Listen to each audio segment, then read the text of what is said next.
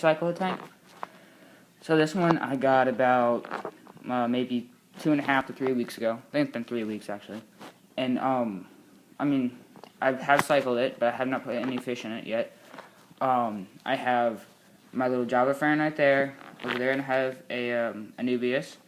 And back there, I don't know what that is. It's some type of sword plant, but it's not an Amazon sword, I can tell you that. Over here, I have a piece of driftwood and some rocks, of course, artificial, like I like to use. Back there, I have a little rock that I found from a fellow fish keeper. Then he said he liked to use that for his fry tanks and stuff like that. Gives the fry a place to hide. Then down here, I just have a normal gravel substrate.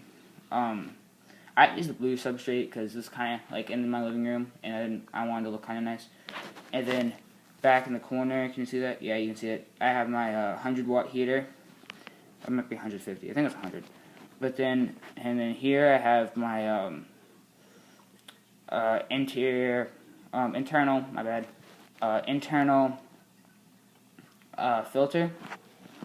And this is a glass tank, just in case anybody was wondering. So that's my tank update for this part. Now, how to cycle a tank. The first thing you need to know about how to cycle a tank is you need to learn the nitrogen cycle.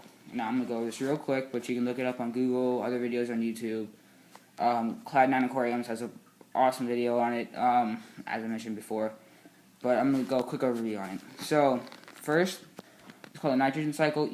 Once you put water in a tank, it sits there for a while. It goes through a cycle called the nitrogen cycle. This is where most rookie fish keepers make a mistake, is they just go and put fish right in there, and they die in a couple of days, and they have no clue what happened. Well, this is what happened. So first, when you let water sit for a little while, first comes up is your ammonia spikes up. Then you have beneficial bacteria builds up in your tank, which is good, beneficial bacteria, and it eats all that ammonia and turns it into nitrite. Then that nitrite will do the same thing as ammonia did. It will build up. Then that beneficial bacteria will eat that, and it'll turn it into nitrate. Now nitrate you need to take out by doing your water changes. Do your water changes do 10 small water change, 10 to 20% water change at the after your tank is done cycling. Now you might ask, well, how do I know my tank is done cycling?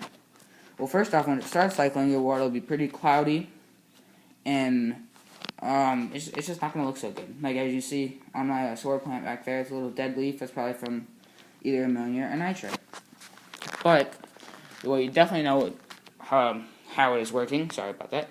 Is go out to Petco or PetSmart or whatever and get this test kit. Okay. What I'm gonna show you here is if you see where right here. This is an ammonia test kit. Well, it tests for ammonia, pH, right there. Tests for high pH, high range pH.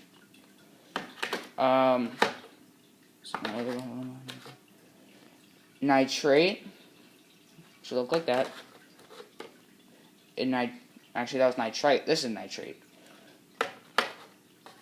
And so you have all that. Then it comes with 4 of these little test tubes, which are right here.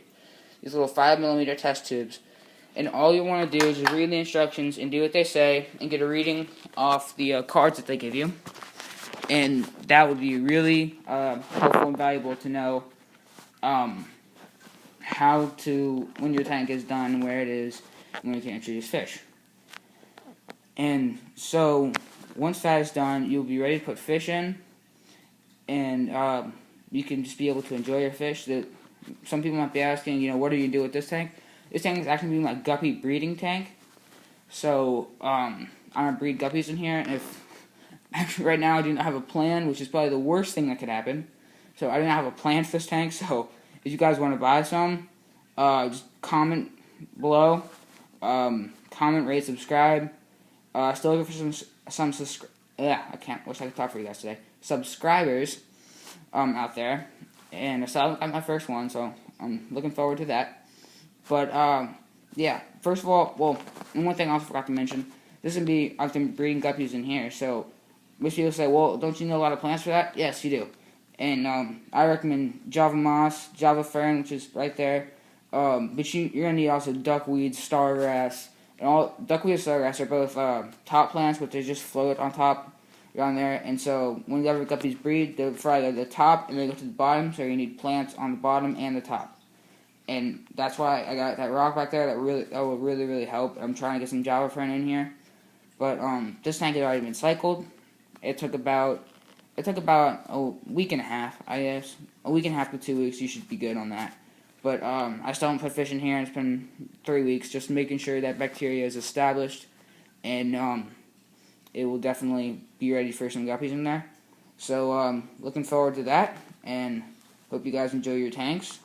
And I'll come back to you with another video soon. Alright, thank you.